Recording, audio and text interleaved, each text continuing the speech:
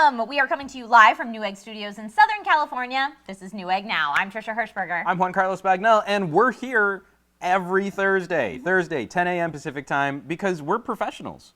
We're pros. Is that all it takes to be professional? It's just show up. I mean, it's the first step. Make sure you get up in the morning and show up for work. It's like literally the first step is to make sure you're a professional, is just to arrive at the place what you need to be. And speaking of professionalism today, we're talking about professional hardware. That means everything from, at one end of the market, really super hardcore workstation, high-end GPUs, all the way down to mobile production and video on the go. Some really exciting stuff. Yeah, and of course we're going to have tons of great deals, so make sure you head on over to Newegg.com/Newegg now if you're not there already, because that's where all the deals are. Truth. Yeah. So first up, I think something big was happening north of us. Yeah, let's talk about GDC. So, yeah. That's the Game Developers Conference going on right now as we speak in San Francisco. And our producer Nick has been there this entire week sending along updates. So let's take a look at just a few of the highlights he sent back. Oh, definitely. And I think we need to kick off. This is the post he sent us that I was most excited about.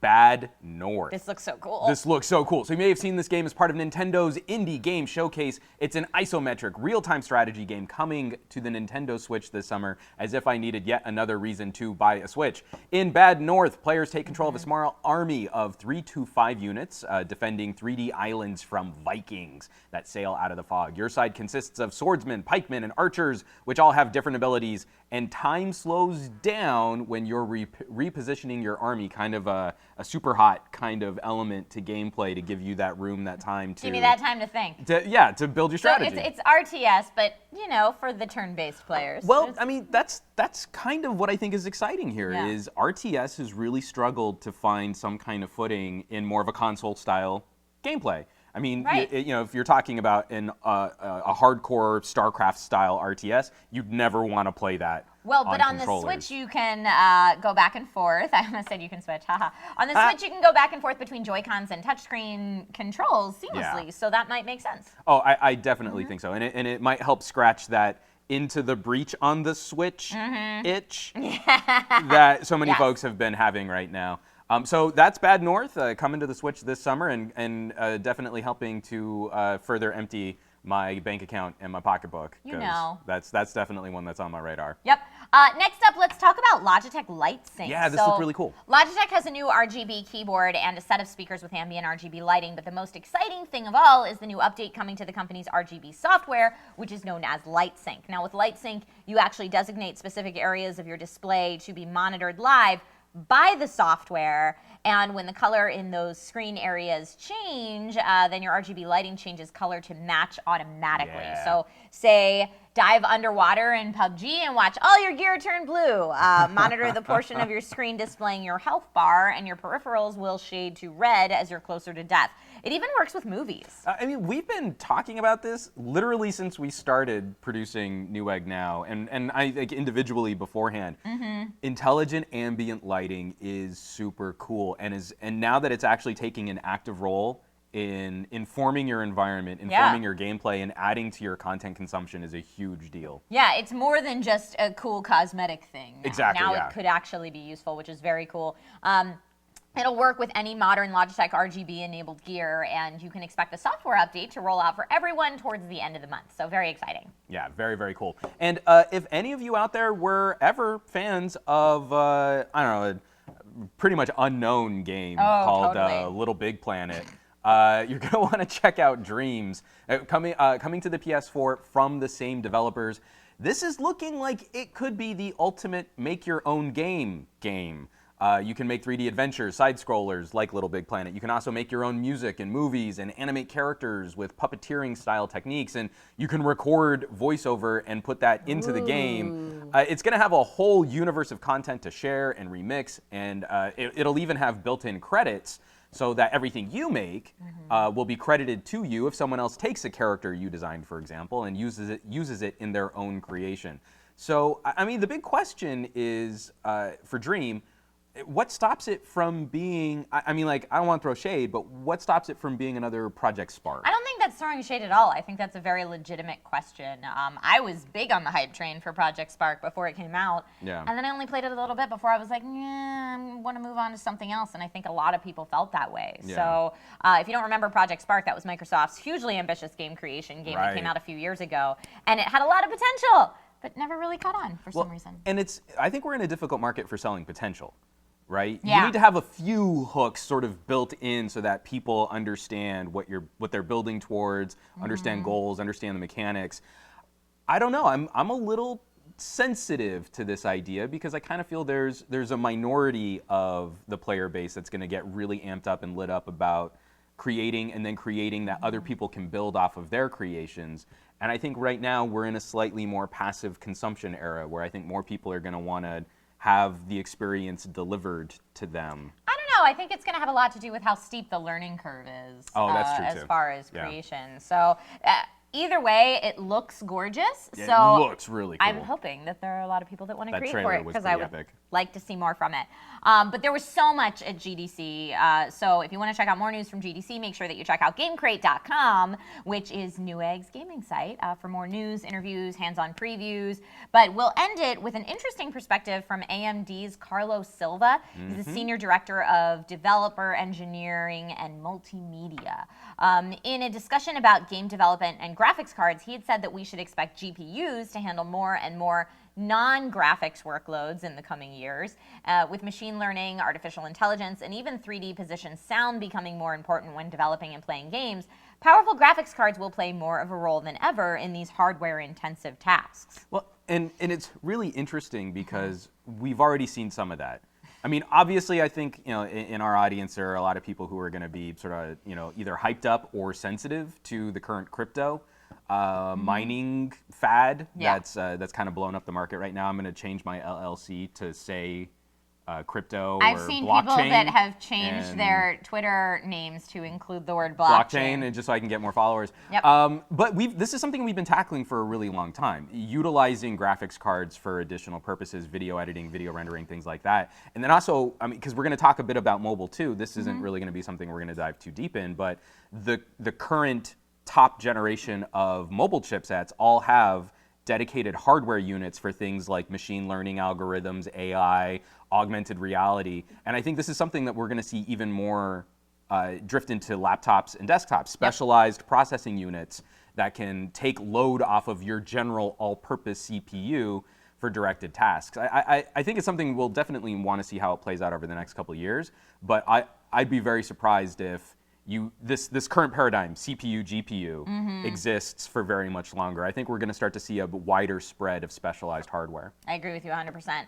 But for now, that's going to do it for our GDC highlights, right? Yeah, I think that's enough to cover. And again, check out GameCrate because they're going to have the full scoop on all of the biggest announcements from GDC. Coming up next, we're going to take a look at the gear that like super professionals like Trisha and I use for video production on the go. So stay tuned.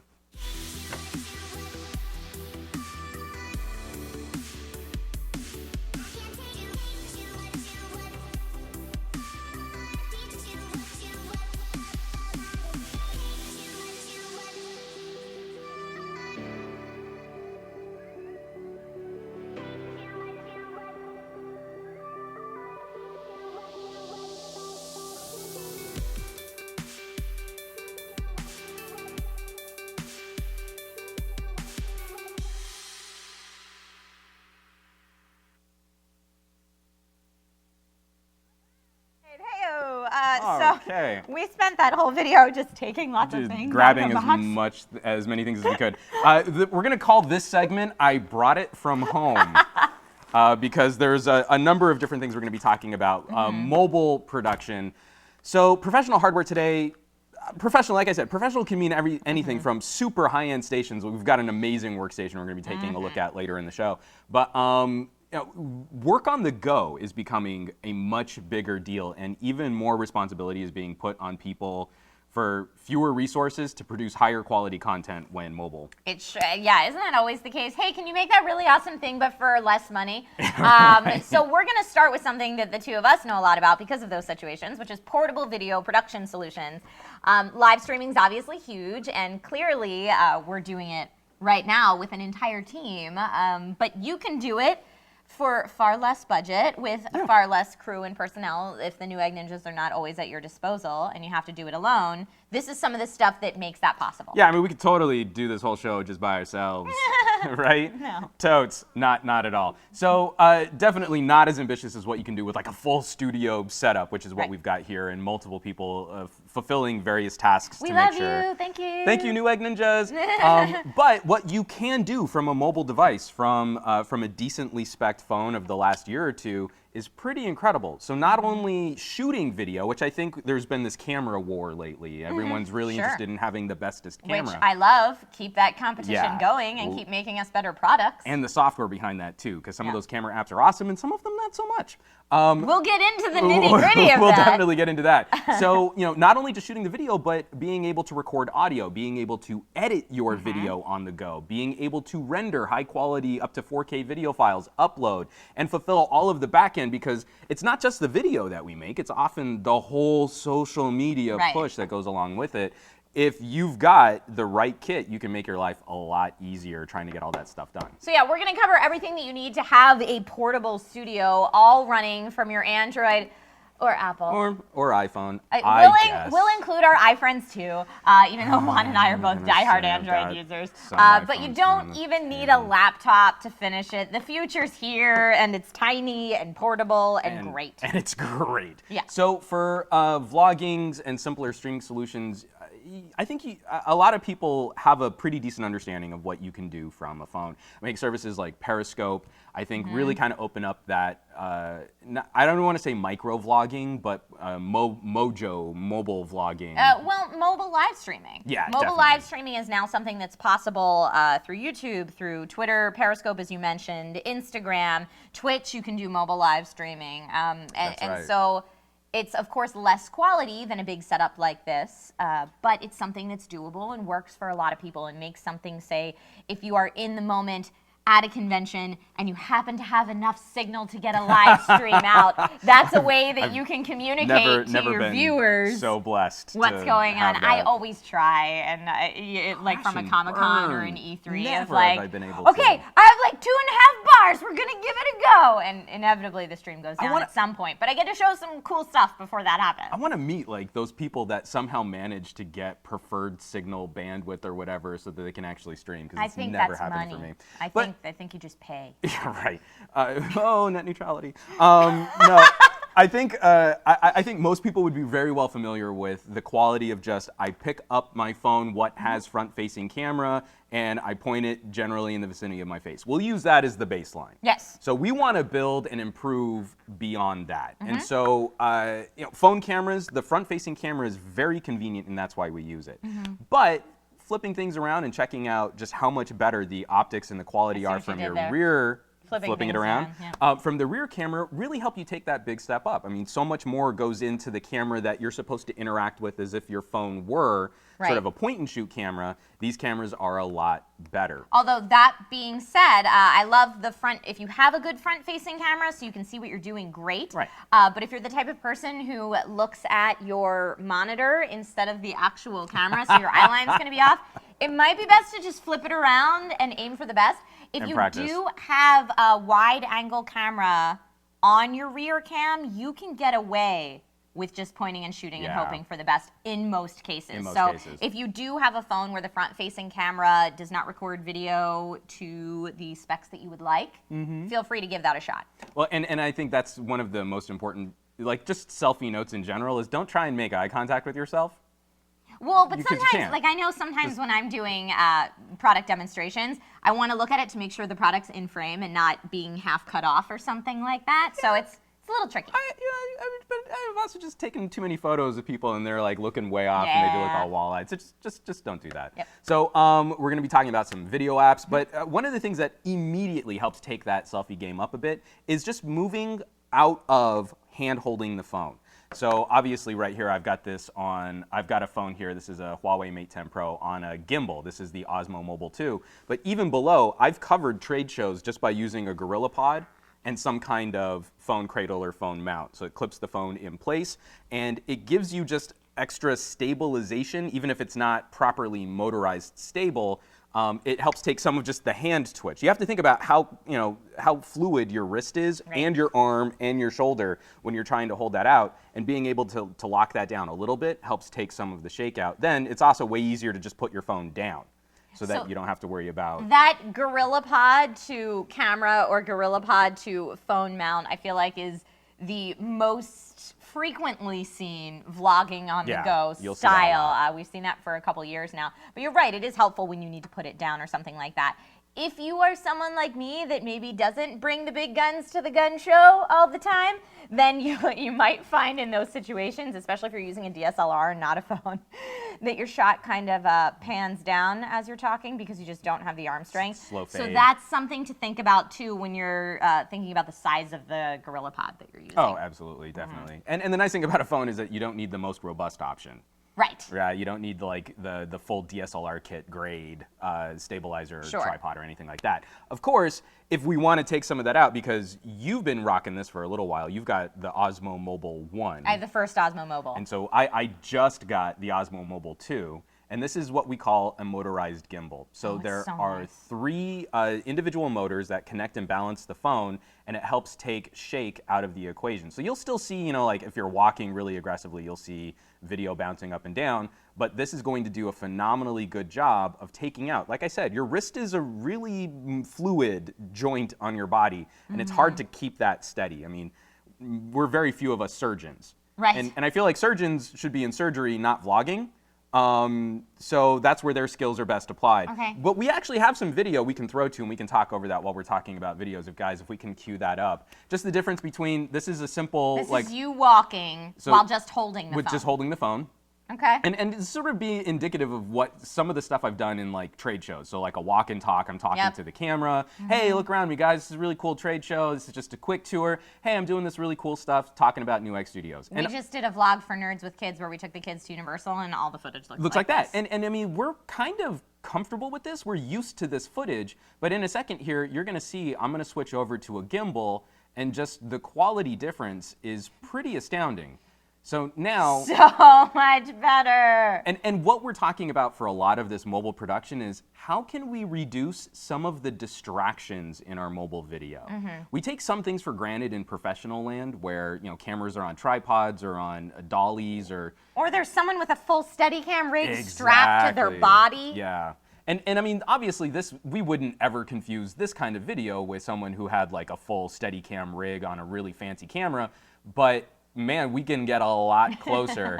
Hey, look, it's Newegg Ninjas. So that immediately, I mean, whenever we talk about professional, I think people confuse the quality of the camera with the supporting infrastructure. I agree. The things that you have to mount your phone camera make all the difference in the world. And we were talking just off camera about some of the renditions before we kind of got to mechanical gimbals and motorized gimbals for phones. There were the old counterweight, just ball and counterweight ones. I know I bought one for around $40. I'm not going to say the name of the brand, but I tried so hard to make it work, and it really, a lot of times I just ended up using my hand because my hand was steadier than the footage I would get with that. They were really hard to predict where you would end up, and if you ever moved slightly off to the side, if you and the move weights too fast and it swings, and no good, even when properly balanced. And you just don't have to mess with that anymore. Granted, of course, there's a price difference between the $40 non-motorized and the motorized Osmo Mobile.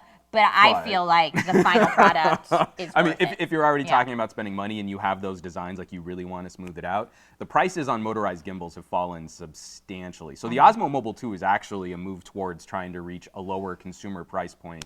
And there are a number of competitors that are making some great gimbals in that price point too. Yeah. Well under the $200 price point. where when these things first launched, like a basic stick with motors would cost $500. Oh yeah. This is a lot more attainable, especially if you are trying to improve the quality. Another thing that's going to help improve the quality of what you produce is taking a listen to the audio that you capture. Ooh, people will always excuse visual specs that are not up to snuff, but the audio is where it's going to hurt you. And phone audio has not traditionally always been the best. No, in fact, that's one of the areas where we don't quite see the same kind of improvements. Like, we were both fans of Lumia's because of those things, like having really awesome microphones. They had a directional mic in a phone. That was huge. That was when you're filming facing yourself, that's huge. Yeah, the ability to focus. And again, can you minimize distractions in your final product? If you're at an E3 or a San Diego Comic-Con and there's constant noise all around you. It's a really big deal. And so I think what helped us into the first phase or the first generation were some of the products that came out that plugged into the headphone jack on phones. Yes. And because of recent moves from some manufacturers like Apple and don't have a headphone jack that don't have a headphone jack, those aren't quite as convenient as they used to be if you also have to keep track of little dongles. But I mean, you use a wired lav. I do. I use a wired lavalier mic that plugs into the headphone jack. It was inexpensive. I got it on Amazon and it works fantastic. I have no complaints. So I mean, one of the biggest things that's going to help you minimize some of that distracting audio is getting away from camera perspective sound that seems to emanate from the source that's capturing the video, as opposed to getting your audio directly on the subject that you're wanting to pay attention to. So, for example, let's say you're working a trade show and we're working this together and I've got the camera on you. You can back up further because you don't have to stay at arm's length. Right. But if we're going to the phone audio, you're going to hear everything that's closer to me, even though we really want to hear you. Exactly. And so, especially for this is a product that's more for iPhone users. This is from Sennheiser. This is the Clip Mic Digital. And it's another wired lav, but it gets away from using the headphone jack, and it has one of the lightning connectors, and it uses one of Sennheiser's really nice high-quality lavalier mic elements. So this is a great option. This is what's funny is this right here is more expensive than this right here. Wow, so it is really? a very high-quality audio option, but this is definitely moving up into prosumer territory for folks out there that want to take their mobile game up a notch. And I will say another thing for our iFriends out there, iPhone has traditionally been better about allowing external mics to record to the native camera app software on the phone, whereas Android, you have to test it out before you go ahead and spend a lot of money on an external mic. Make sure that whatever app you're using for your camera software can take the USB feed from an external mic, whether it's USB, whether it's from the headphone jack, whatever it is. Not all of them can, and I've had situations where I've been on the go where I've had to use one phone to record my audio using a specific audio recording app and another phone to record my video and then sync them in post. And that's not fun. But that's also one of the reasons why you also want to take a look at the different phones that you're using. Both Trisha and I have sort of landed on phones that not only are the camera apps very well featured, but they have those options where you can select in the app whether or not you want to use the built-in mics or an external audio source. For CES this year, I had brought my two phone setup, just assuming, because that's what I'm so used to, and Juan changed my world on day one and was like, actually, I think the camera software that comes on that phone can take an external mic, and I was like, oh my God, and we plugged it in and it worked and it was magic. It was glorious. It was magic. So now that you can swap that audio source, and a lot of phones will do that. It's not that these are particularly special. I just like that it's a built-in feature and that it's selectable. It's not like an auto thing. Like anyway, taking us up to the next step now, there is a whole new generation of products coming out for audio, really trying to emulate the more professional grade wireless experience. I love this. This is going to blow your mind. This is huge. If you need to get audio off of someone and you don't want to have to worry about cables, because like this isn't very long. I really wouldn't be able to do an interview while using the phone camera at the same time. Like I just can't get far enough away from it. Mine's like a 15-footer, so I'm usually okay, but just in case. But even then, also, like we have that fear. We did some coverage for CES where the mic cable, we would have to have people like running interference so people wouldn't trip over our mic cable. This is a new product from Samsung, not Samsung, but Samsung. And this is the Go Mic Mobile. This is a 2-channel wireless receiver, and they have a whole ecosystem of products. Like I have a pair of wireless lavs, So these are body pack lavalier microphones. They clip to your subject. You fit the mic onto a shirt. They also have a handheld mic that connects wirelessly too, and it can connect over USB or with an output 3.5 millimeter jack. Full controls to dial in sound. You can mix both channels into a mono source if you just want to have that pre-prepped directly into the phone. You can keep it stereo. It can plug into a camera. So like say you have a proper DSLR with an audio input, you can also use something like this to connect to your audio source. One button on the unit, one button on the body pack, everything syncs up. It jumps its own channel so that it'll minimize interference. This is so ahead of anything else that anyone else is doing right now. And so to show what the difference is, we actually did like a little mock interview, like sort of podcast style. So we can actually throw to that. I'll shut up now so you can hear the difference between camera perspective audio from a medium distance versus having your microphones directly on your subjects. So because of the Humble bundle. I love me some Humble bundle. I finally got in first month, and Dark Souls. You did the monthly? Yeah, I did the monthly. And so I am going to Dark revisit Souls. Dark Souls. I've never taken that. It's like the hardest game ever. That's what I heard. Yeah. Yeah, good luck. I don't have high hopes for me. I streamed some Dark Souls. Last time it was in the Humble Bundle. I think Dark Souls 3 is in the Humble Bundle this time, correct? So, I mean, that's a huge deal. Yeah, big difference, and the ability to go wireless from a phone is crazy. Yeah, I'm actually going to be using these on an interview we're going to be doing next week, too. I mean, it's already, and it's all just about the fun of the creativity, too. Like, what can I use this for? I want to, like, push the boundaries. Yeah, it's fun to challenge yourself. Yeah. How much can I really do just on a portable rig? And let me just tell you, when you're going around all day at CES, the last thing you want is a backpack full of production gear that you have to lug around all day. So the smaller and more portable you can make it, the better. Definitely. And, so talking about a show where you're wanting to travel really, really light, other things that can kind of help, extra lighting.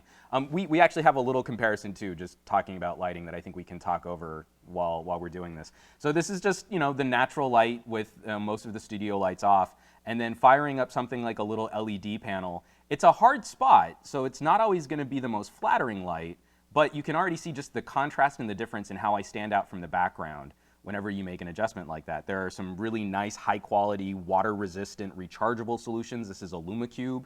I've liked using some sources like these. And then you can also find just at any sort of camera or hardware, not hardware, a tech store, just a general sort of LED panel that will also give you similar capabilities. It's a little less robust, it's a little more fragile, but you also won't cry as much if you accidentally break it because they're usually pretty cheap. That's true. I prefer not to use hard lights like that come from one side at all. I think it looks a little bit too artificial to have all the light coming from one side and it causes shadows on your face. So I prefer to use natural lighting if I can, although we all know how flattering the fluorescent lighting in conventions is. And by that I mean not at all. So I would say for me, I prefer to use natural light, or I'm actually comparing now a couple different ring lights that are a softer diffused light but from head on, because I think that might offer a better solution. Yeah, and it's definitely funky and asymmetrical. There are a couple new products coming out too where they'll have split arms. So you can have dual lighting, so you don't have that one side effect. That's cool. I mean, obviously cameras will have a hot shoe where the light's coming directly over the lens, which is usually a bit more symmetrical for the lighting. But then on top of that, you also kind of need to keep all this stuff powered. So as soon as you start adding different pieces of gear to the equation, while usually battery life on a standalone product is pretty good for a day shoot, you might be in the field for a while. And you don't want to take time to stop, and have to recharge something. You kind of want things charging all the time. I know you have drawn a line in the sand. Yes, this is where old curmudgeon Trisha comes out. I prefer to use phones that I can remove the back, because then I can say, I've filled up my SD card on this shoot. Let me just pop in another one. Or out of battery, no problem. I brought a few extras. And I don't have to worry about any of that because I'm an adult and I can take the back off my phone. Yeah, it's funny. Like, apparently grown-ups can do things. That's my old lady sitting on the porch yelling at the kids, get off my lawn. That is my stance on that. But because of that, I have to use older phones because every phone is switching to one built-in unibody. batteries. And so that's where these sort of portable battery packs become lifesavers, because on my phone, which is just the newer version of your phone, I can't swap the battery out on the fly, which means I kind of need to say, worst case scenario, let's say all of my gear is near dead in terms of battery life. I need to be able to plug everything in. So a 2 or a 3 port portable battery pack becomes a really big deal. And then also, because of the same thing, because I can't take the back off this phone, it does have a memory card, but I don't want to have to carry around a pin tool to pop out the SIM card and the memory card. Can I change your life for a second? What's that? You have an earring in your ear. Pin tool. Oh, Life I could hack. totally. No, I've seen. You're welcome. I've seen those. Okay, so because I don't want dangly shiny pin tool earrings. Oh yeah, yours is just a gauge. Yeah, huh? I'm gauged Stinker, just I enough. thought it was a stud. I'd have to like dangle life it. hack for anyone that does have an earring, perfect size. Especially in Android land, this is one of the things that actually keeps me in Android land a little bit more than iOS land. Is Android is just a little bit easier to use for file management. So a cheap USB cable and a flash drive, or I also carry around a 1 terabyte portable hard drive, making sure all that stuff's backed up. If you're concerned about losing footage on a professional set with nice cameras and great memory cards, all that stuff gets a lot dicier when you're moving stuff around on a phone. Yeah. And making sure you've got your files backed up and then also, secured is a huge deal when some kind of corruption, a memory card could fail, your phone could just crash. Don't mess it up. That kind of stuff gets really scary if you're relying on mobile products to get pro-level work done. Agreed. So, USB adapters, these kinds of things. And then also, because we're going to talk about the actual app, but there's like a little bit of an infrastructure in kind of turning your phone into a more laptop-like experience. Yeah, so especially when you're talking about taking the footage. Now you've recorded all your footage, you've recorded the audio, your lighting's great. Let's just pretend everything's perfect. It's a nice stable shot because you used your gimbal. Now it's time for some post-production. Now Juan is a mastermind at this. At CES, he was like, let me see how much of the post I can do all from a mobile setup. And I was like, you're nuts. But obviously, I'm nuts because I was the one dragging around my gaming laptop with me all week.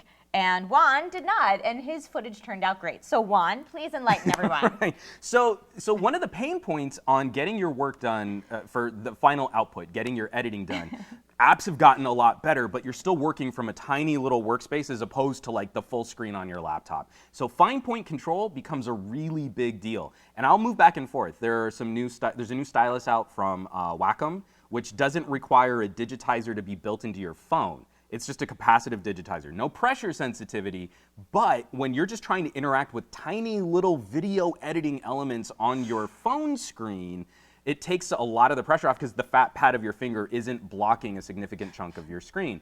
A lot of phones will also have excellent support for a Bluetooth mouse. Yeah. Just get the cursor on your screen, get it all set up, and right here, I've got an editing, writing, voiceover recording setup ready to go that is a lot smaller than what you would have to mess with in walking around a show floor with a laptop. Yeah, you're magic. This is awesome. This is huge.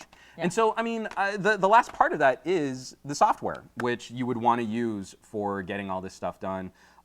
In capturing footage in Android land, I'm a little less familiar with iPhone, so I'm sure someone will be able to leave us some suggestions, because the iPhone camera app is really consistent and it's really easy to use, but it's very hard to control to get exactly the lighting, the shutter speed, the white balance that you would want for video that you're trying to produce. I really like LG phones for the camera apps that they include. Yes. And if you have a phone that says it has a pro mode for video, but it doesn't have shutter speed, then that's not a pro mode.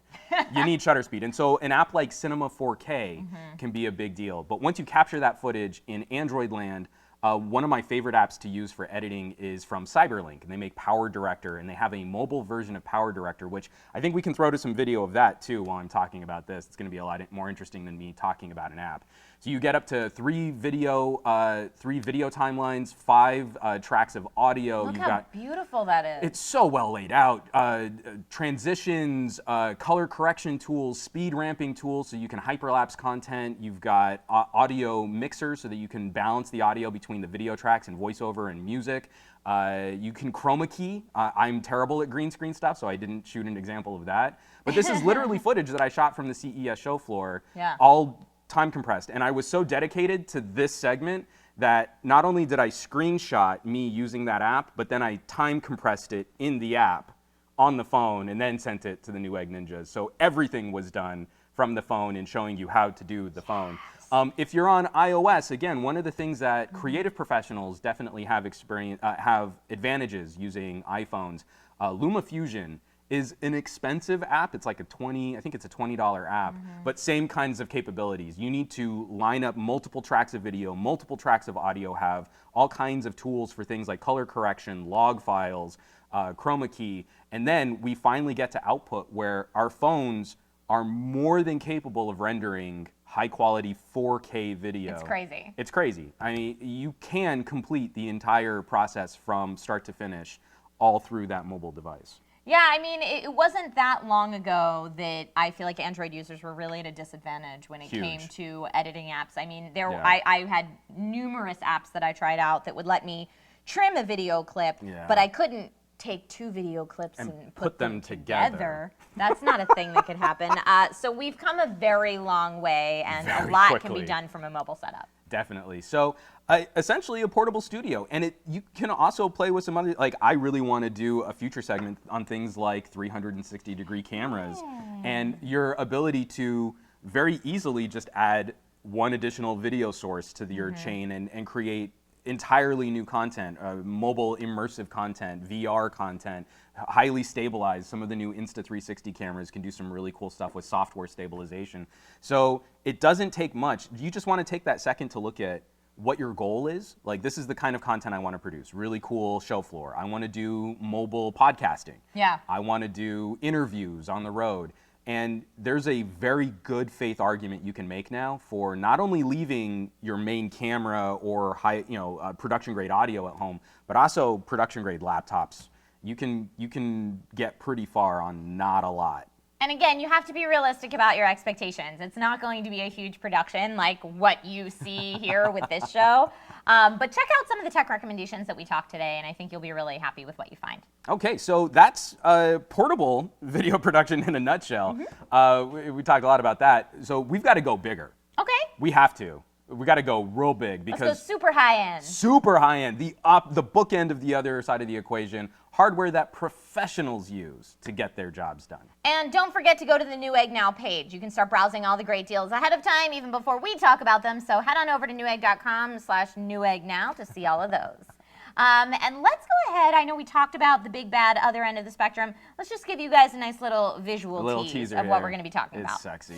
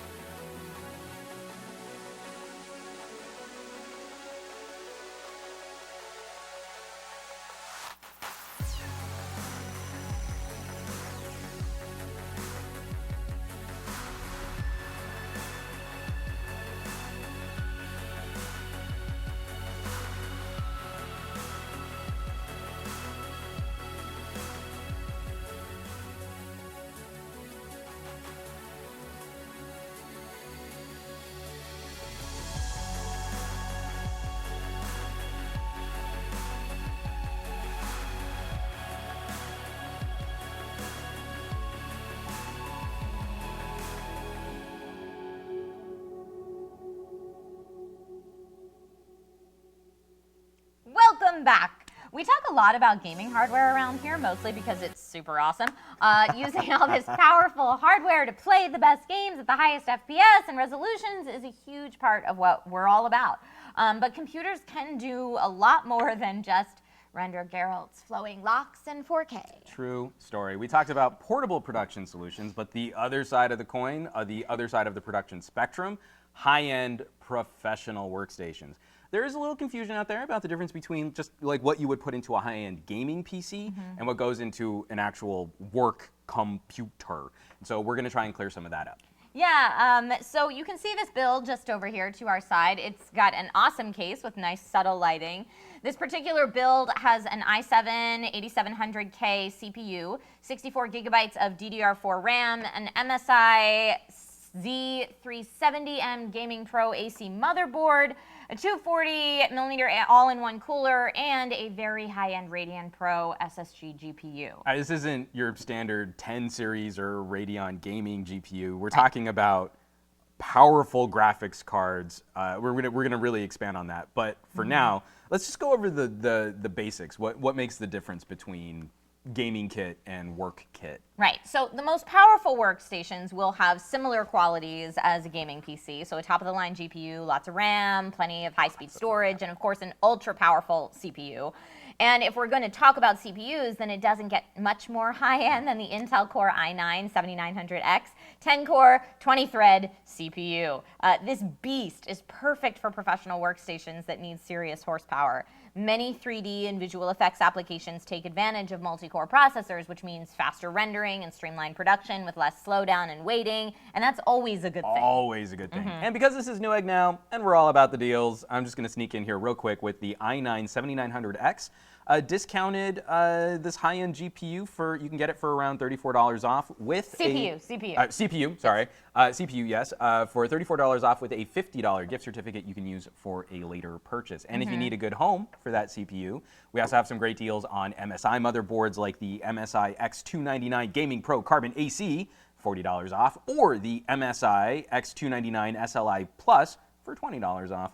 And if you want to go even bigger and you're doing GPU rendering with more than one PCIe x16 card, you'll need a more expensive chip like the Intel Xeon E5 2697 version 2 to accommodate all the bandwidth. And you're going to need RAM.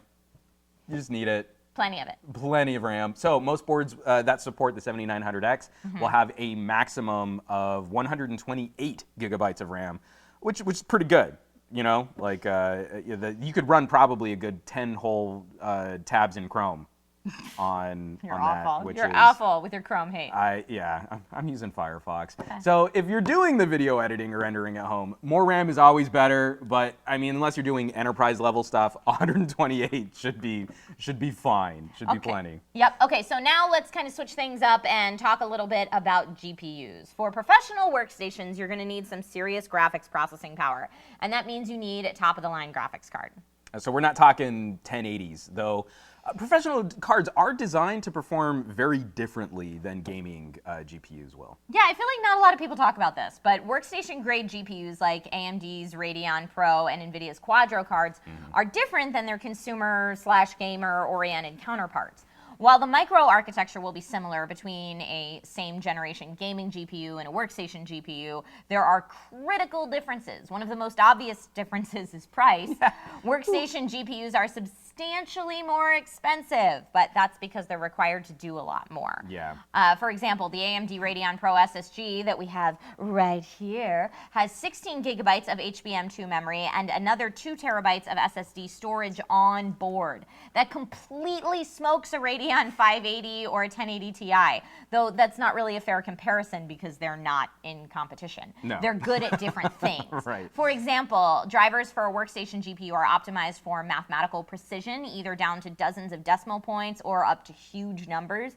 They're also packed with immense amounts of VRAM, usually more than gaming GPUs ever need. And so this is the same card that we have over in the build here, and I'm going to be very so careful here because I mean it's so heavy. I mean you can feel the power. Yeah, definitely you could use this to work out, but I wouldn't recommend it. Oh no, please. Because this GPU costs around $7,000. Yeah. You might be asking yourself, why do these builds need such beefy GPUs? And it's because workstation PCs are designed to run professional-grade computer-aided design, or CAD software, among other things. Yeah, so I mean, we can talk about CAD. CAD refers to a whole genre of productivity software. Some programs are incredibly specialized, like a program meant for specifically performing simulated material strength testing. Others are far less narrow and are useful for assisting with anything from architecture planning to prototyping to designing silicon boards for electronics. So professional CAD programs can potentially require astronomically more computing power than even the most visually demanding AAA game, hence the additional GPU processing power required.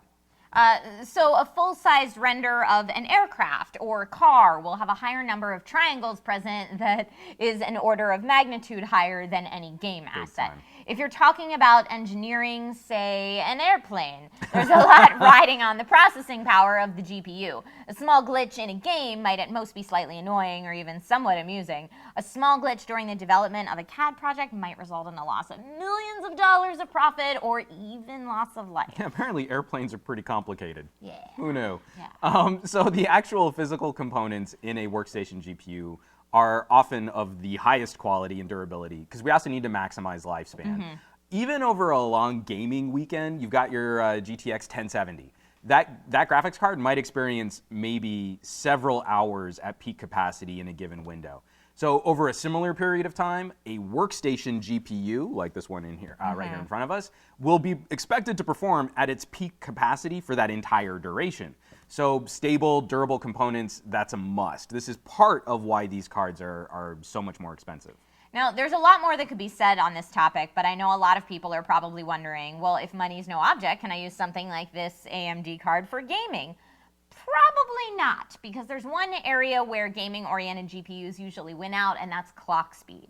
While workstation GPUs are superior for precisely manipulating large data sets, gaming GPUs are better at crunching smaller numbers. Yeah, it's kind of, a marathon versus a sprint. You Right. need stable, long-lasting, and precision versus quick bursts of activity. Right. That's a lot to cover, actually. Sure is. it's pretty important. So you don't need a GPU like this unless you're running extremely high-level professional applications. If you want the best gaming experience, you're doing fine with the 1080 and AMD Vega. It's all good right there. So the GPU and CPU are probably the most important things to consider in building a workstation, but what else might one need for a truly workstation-style build? Well, obviously you're going to need a case. True story. A workstation case doesn't matter as much as the parts inside, but you're certainly going to want something with good airflow to keep your temps in a good place. We've got some great options for you on the site. Check out the tempered glass Fantex Eclipse P400S in satin black or black and white for $25 off. We also have the sizable Corsair Graphite Series 780T for $50 off. Now, this case is great for a workstation because of its size. It's super easy to work in. And a good solid-state drive is also a plus, like the crucial MX300 1 terabyte SSD, which you can get now along with a $40 gift card to use at a later date. Or you could check out Seagate's FireCuda 1 terabyte SSHD, which we have for $15 off. Your CPU is going to be working really hard, so you have to make sure that it stays cool. Luckily, we have you covered with the very fine Corsair Hydro Series H110i CPU cooler, discounted right now for $23 off. And finally, a workstation isn't much useful if you can't see what you're working on with the stuff in the eyes in the box.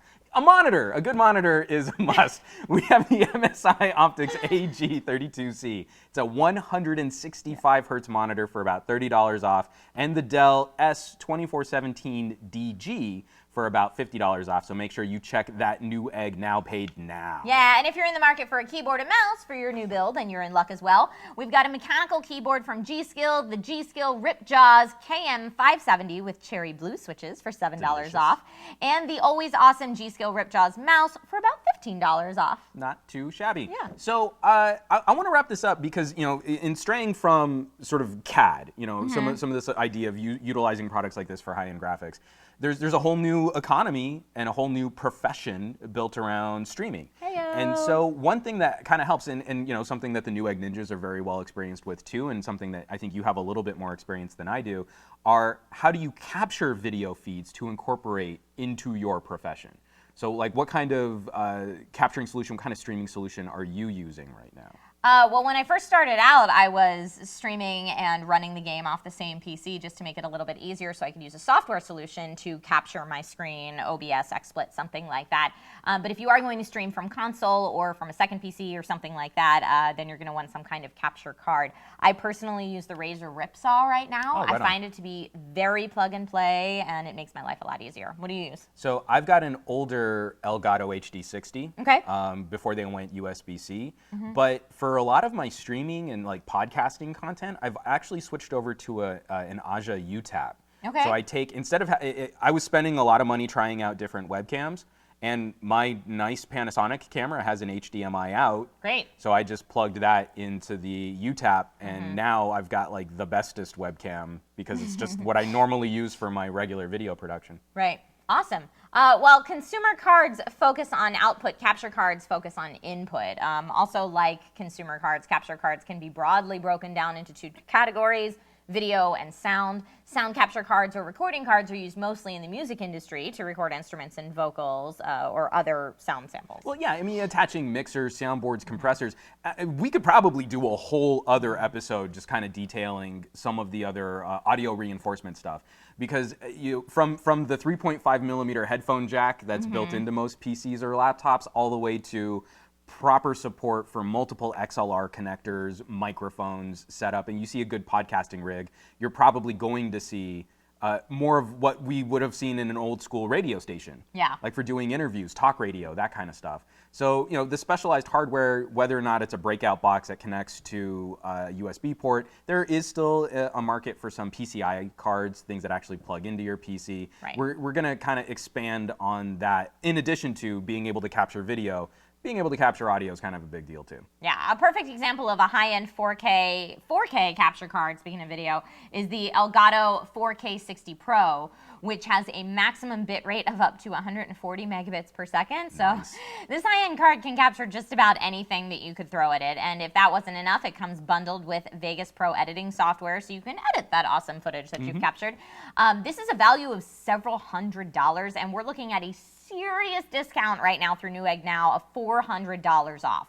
So if you're looking to upgrade your capture game, you're not going to find a better deal than that. And so you may have heard that there's been some fairly serious weather happening out on the East Coast, and hopefully people that are streaming this show Stay safe and warm. Yeah, and you're just kind of staying cozy and got some good food to eat. So some of our warehouses might be a little snowed in. Right. It's hard for us to contemplate that here in Southern California, where a tiny amount of rain will cause terror on There our are roadways. mandatory evacuations right now for rain. Yeah, I don't mean to belittle people that are actually facing some actual serious No, conditions. yeah, it's terrifying in Southern California. I was just going to say the 101 to the 5 was way more exciting today than it probably needed to be because of California drivers. And now we're an episode of the Californians. Right. I just did that. Yep. Just a heads up for people that are looking at the Newegg ordering page, if there are some delays or pre-orders or anything like that, please trust we will be working as hard as we can to get product back out to you guys. So anyway, if the Elgato capture card is, sorry, you guys jumped. If it says that it's available for pre-order, feel free to still click through. The deal will still apply, and your order will go through as soon as we can get it. So apologies. There you have it, guys. Of course, there's always more that can be said about professional hardware, and we'll probably talk more about it in a future episode. For now, though, you should have the basics of some of the differences between gaming builds and professional builds. So I think we've talked about work enough, and I think we got to get back to some games. We started with some games. We're talking GDC, and there was a big deal this week because we've been playing head-to-head a lot. Yeah. Oh, I like where this is going already. Yeah, go ahead, continue. So for this week, instead of Trisha statistically trashing my No, rear, you kicked my butt last week. Last week, but just in the whole scheme of things, I think it's time for a little co-op. I think it's time to go pirate. Arr. Arr. Yeah, no, I'm really excited for the pirate portion of today's show. This week we're playing Rare's new high-sea sailing simulator, Sea of Thieves. Let's do it. Yeah. All right, so we got to get back into the game here. Okay. I'm going to move the $7,000 graphics card out of the way. How about? Now, of course, Sea of Thieves servers have been super busy. So we're just going to talk while we set all this up because, we were disconnected during the show. Yep. Cool. So for those of you who might have been living under a gaming rock, Sea of Thieves is a first-person pirate adventure from Rare, which was released on Tuesday. I tried to get it on Tuesday, and that did not work at all. With the popularity and the buzz surrounding this game. So it's co-op, it's open world, and you assume different pirate roles, like firing cannons, hoisting sails. There's something really exciting about the conversation on cooperative online gameplay, which reminds me a lot of... Sent you an invite. Sent it. Worked. Excellent. Yeah. I was prepared to vamp for a lot longer. Yeah, sometimes it works right away, and sometimes it doesn't. It's actually something people are talking about on the forums, but as soon as you accept And it goes through, hopefully. I hope we didn't count our chickens too fast. And continue. Okay, great. You're in. Huzzah! I'm waiting to set sail. Oh no, my cable's all tangled up. All right, we're setting sail. So here we go. Yeah, instead of talking about it a bunch, let's just show it. Yeah, let's just do it. So this is going to be the very beginning of the game. We're going to spawn in a tavern, and we are on a crew. Hey. We are the crew. We're going to be pirate buddies this One week. of the things that I fell in love with right away about this game when I first played it at E3 was that it's kind of got these like fun cartoonish graphics, but the water looks amazing. It's so pretty. It is really exciting watching like stylized art direction just meet the raw, amazing computing power of incredible graphics design. It's pretty ridiculous. Oh, yo ho! I think we just got sued for copyright. I'm thinking of pirate stuff. Why couldn't the young pirate get into the movie? Why? Because it was rated R. Oh. Sorry, that's horrible. I'm just vamping. What's a pirate's favorite letter? I mean, R probably. You'd think so, but really they have a love of the sea. Waka waka. Okay, it wants me to play with my touchpad, and I'm going to try to change that real quick. See, please? Okay. Yes, I really would like to. Hold on, I need to see if I can do a Y invert. Because that's the only way to properly play a first-person shooter. Unplug it and replug it back in. Oh, you're inverting? Blast You have for me, to. sir. Okay, great. I'm on my... So here is Juan's Pirate. You guys can see Juan's Pirate right here. What's your guy's name? I don't even know. Oh, well, name him right now, dude. Come on, improv. I'm going to say he's Phil the Pirate. Phil the Pirate. Looks like he has an eye patch, a sweet, sweet jacket. Right? Trisha, I got to say, like, you're pretty styling for being Thank sort you. of like an This old is pirate. Esther. Esther. Esther is an awesome pirate. She does many cool things. Let me figure out. Oh, I don't have anything yet. Maybe Yeah. let's go pick something up. I guess, can we in this? I need to... there's jumping. Let me go talk to this lady. I need Talk to Tasha. Hey, Tasha. Ooh. Come relax with a grog. Grog sounds like just the thing. Surely you must hear about where pirates bury their treasure. Let's get right to it, right? Yeah, let's jump in. Oh, yes, but So- they can rely on me to keep quiet. I think our first challenge is just how efficiently can we make it onto a boat? What sets the So set yeah, sail we're going to to the need sea? to go. I'm going to refill my tankard.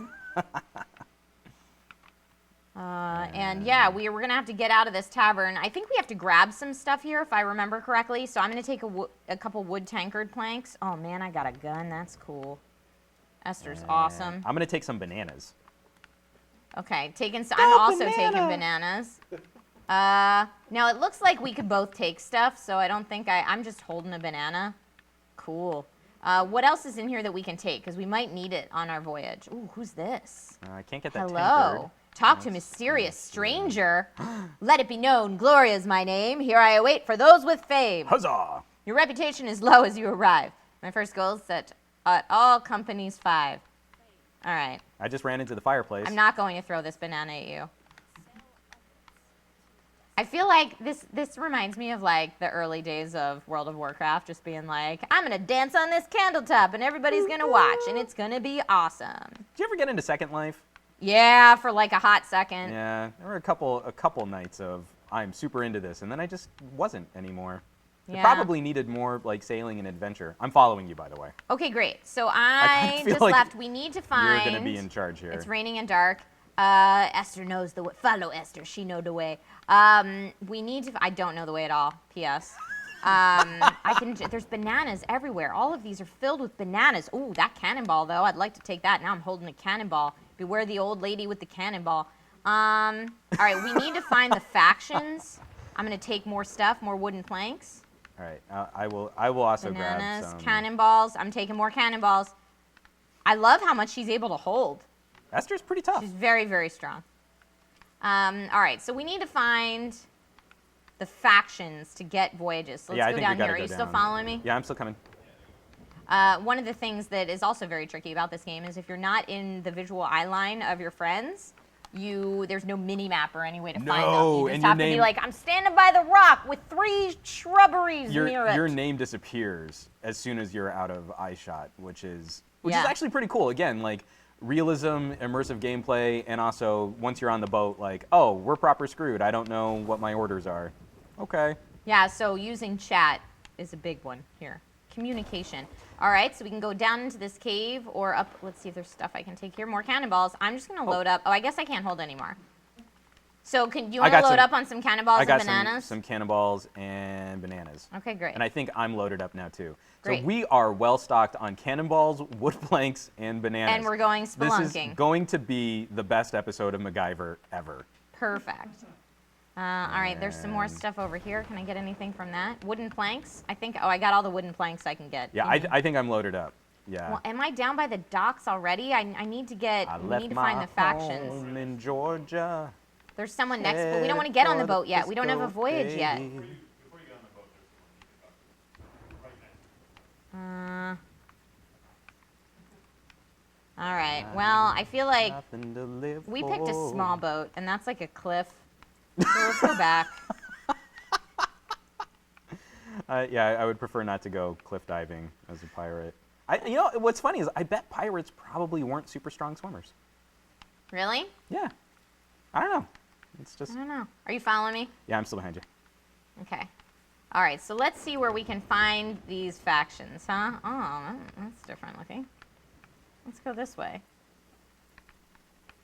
So there's supposed to be 3 places that we can go to get voyages. We just have to find them. Where do we think? Maybe I can't jump down there. It's like my toddler daughter's been really into the bear hunt, so I can't go over it. Can't go under it. Super cute. Can't go All right, around looks it. like unless I've gotten us Gotta right go back to our through tavern, I it. think I've gotten us right back to our tavern. Cool. Hey, anybody in chat? I'm not sure if you guys are able to show up in our game. Probably not at this point. Because you could totally have but killed us by feel now. free to come and mess with us if you can get in. Like I said, Did servers you just have go been. up? I did. There's not really anything up here that I can Oh, find. I'm just going to go right back down. Okay. All right, so we got to find a faction. I'm telling you that- Maybe we should talk to someone in here about where to do that. Okay. Let's see. How many? No, this is all boring, Tasha. Let's see. You talking? I'm talking to the mysterious stranger. Do it. My first goal set at companies 5. Oh, but that's just it. So no, Okay, we're great. done. Neat. All right, so this might be a signpost of some sort, right? Bottles and stuff. Okay, so it looks like there's guilds this way and the boats that way. So let's follow. This is the Unicorn. I like the name of that tavern. So maybe we can go behind the tavern and there'll be some stuff. Now, I just went up here and it didn't seem like there was anything unless I can like jump off.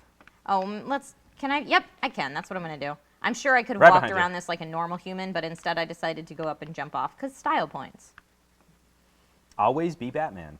Always be Batman. Okay, I feel like this is exactly what we just did. So I really tried to like prep, you know, like I don't often practice the games that we go head to head on. I made a good faith effort on Tuesday and Wednesday, and Tuesday I couldn't even get the game to install. The popularity was melting down servers that I had access to. Oh, if you jump in the water. Didn't you just be dead? Oh, wait. Well, then, now I'm going down to the boat. I'm probably going to die. Yeah, that hurt me. That hurt me, and I'm right down to the cliff that we discovered earlier. Do you want me to? I really wish it follow wasn't you? nighttime. I really wish it was like daytime and not rainy so I could see what the hell was going on. Am I supposed to also? Hold on. Don't come down here yet. But if I lose you, I probably won't be able to find you. Why don't you lose me and see what you can find and then All right. direct me how to get there because I'm coming back up. But right now we're the blind leading the blinder, so. All right. So. Oh, there's 2 ways out of this cave. So I'm heading to the boat. I don't know where you are. I see a boat and I see you running. All right. So I'm gonna say somewhere near here. is because there's like a whole little village. There's got to be, yes. Okay. So I see a bullseye. All right, I'm heading in the direction that I think you went. A shovel and what is this? A shovel and a telescope. That's probably something that would offer us some kind of I see a quest. building. This is a building of some sort. So I'm gonna come in here and see. I think we're both in the same area now. Hey, look, there's a dude. I'm gonna talk to Tim. Talk to Tim. Yes, I'm Tim. Oh, what do you want? I'm talking to Wilma. Oh, what with my gun. items Sorry, Wilma. Have you worked at? So I'm at the Ancient Spire Outpost. Okay. And I'm browsing Tim's stock, so I can buy things from Tim, but I don't really think I need can to buy buy things from Wilma as well. So I'm just gonna say, how are you today? I'm not going to buy any of that because I only have 293 gold. It's just nonstop toil, he says. Okay, so we need to find Every single day. faction headquarters. Never-ending This is where we are. grind. Oh, just pretend I'm not here. I just found you. All right. Finding different places. What's in here? Open the armory. No. So really, we should have turned this into like a quest: is who could find a mission first. Okay, well now it's daytime, which is going to help significantly, I feel like. I'm going to talk to these guys. I'm gonna talk to this madam. Haha, you can't see Senior my Trainer feed. Mildred. What's up, Senior Trainer Mildred? Browse the Merchant Alliance offers. Okay, great. I think this is one of them. The Merchant Alliance. Sailor Voyages. Booyah! Oh, good deal. Okay, we'll do that. Okay. A clamorous commission from the pitiful Mr. Grove. Deliver a shipment for a pitiful customer on this initiation voyage. Yeah, let's take that one. They're free because they're initial voyages, so I'm going to take that one. I think we need 3 to get started. Oh, there you are.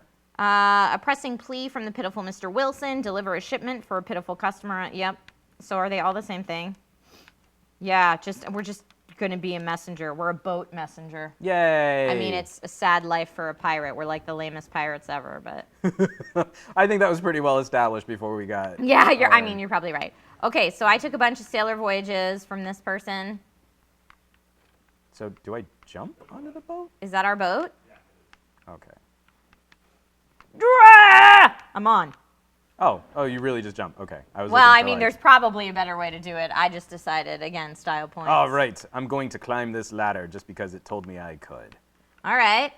Raising the anchor is something we should do eventually. What job would you like on the boat? I am already climbing the ladder, so So I'll you're going be up in to the crow's nest? So for no good reason, The climbing the ladder I'll job. look out. Actually, this is pretty epic. We have a cutlass in our armory. Seeing like the lighting and the water effects and the skull Right? way I off told in you, the the distance on water's the horizon. amazing. This is pretty awesome. Oh, jumping from the crow's nest is bad. Do you want me to pull anchor? Not yet. Hold on. Okay. I got to look at this map down here. Let's Right on. figure out where we're going. Okay, so there's some stuff on this map, but like, I don't know where we're supposed to go. I mean, we could I know head we don't in want to the- go to the edge of the world. Well, let's look at our voyages, right? I'm down to say, like, let's just go hit that skull. It's not really our quest, but we Oh could do it. man, I don't know about that. You just want to adventure? I mean, we are pirates. Having like hard, fast plans with like schedules and itineraries is probably not befitting. I don't know. We could be lawful pirates. Well, You don't always have to be chaotic to be a pirate. Yeah, but Oh, there's water below our deck. Our ship's gonna sink. This bad stuff. Look how much water's down here. it's probably because I jumped from the crow's nest. Bucket, because it was raining. Yeah, it was raining. So how do we here? I can help with that, but how do we do that? I don't Because I know. can't. I do not Come want to down. load a cannonball. Come downstairs. Yeah, there's like 2 flights of steps to go down. Our bananas are gonna rot. Not our bananas. Not our bananas. All right. So where's the? Hold on, I don't want to stab you by accident. Yeah, that would suck. So you got a bucket. If you do right bumper, you can get out a bucket. Right bumper. Nope. Nope. That gives me my. I don't want my weapons. Is there only one bucket? I really feel like a pirate ship would probably have more than one No, bucket. you have a bucket. Do right bumper. Right bumper. Or I'm sorry, left bumper. The other right. Yeah, left bumper. And then. the Oh, bucket. there's my bucket. All right. Oh, there we go. See, I just did a whole bucket of water, and it went. How do I dump it off the side? Let's see. There Oh, we go, and I threw it out of the ship. This is a good thing to do before we get sailing. Whoa. Juan and I were actually just reading before we went live today that if you're going to get sick, you should use your bucket to throw up in and then save that, and you can throw that in an enemy's face in this game. Yeah, I mean, vomit makes for a pretty effective distraction technique. Okay, so we've done that. That's great. Don't ask me how I know that. Let me see. Is it already like sunsetting mid-afternoon? Have Okay. we spent that much time just getting? That's my timer. I don't want my timer. Okay, we're gonna sail. I'm trying to figure out how to get my. All right, I'm gonna pull up voyages. the anchor and just start turning the wheel. I just want to see what happens. Okay. Do you have your compass out? Yeah, it's by Okay, the, so we're gonna want to go southwest. Okay. It looks like there is death to southeast. So let's go southwest. We could go north. There's some stuff north, but generally west. Just keep heading west. I hit X, but it's not actually doing the. Oh, dang it! I let go of the anchor. Okay. So raise anchor. So you raise the anchor, and then I'm gonna go up here. Oh, I'll There help we you. go. It makes it faster if we do it together. Oh, see? Teamwork. I was kind of pushing opposite. Like I was trying to pull the anchor up, and that's not what you're supposed to do. Nope. And then there you go. Okay. You got a compass up there. Drive us westward. I'm Yes! going northwest. We're going westward. Ho. I'm sure everyone in this game has done this, but I'm king of the world. Nerd. I know. Sorry. All right. And All right. Oh, too far. Too far. Oh, look at how beautiful. I'm looking through the telescope now to see what So- lies ahead. Arr. And I think we're already getting the note from Leo that we should probably move on. Oh, we finally got our boat working and we have to go. Throw the sail first.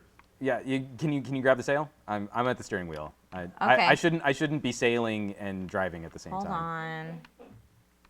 on. Get Hold it? on. I 'Cause gotta it's like- I gotta eat this banana Because first. it's like texting and driving. Yum yum yum yum yum. Mmm. Yummy yummy yummy. All right. Sorry. Preoccupied. That's just not up there. It's on the deck.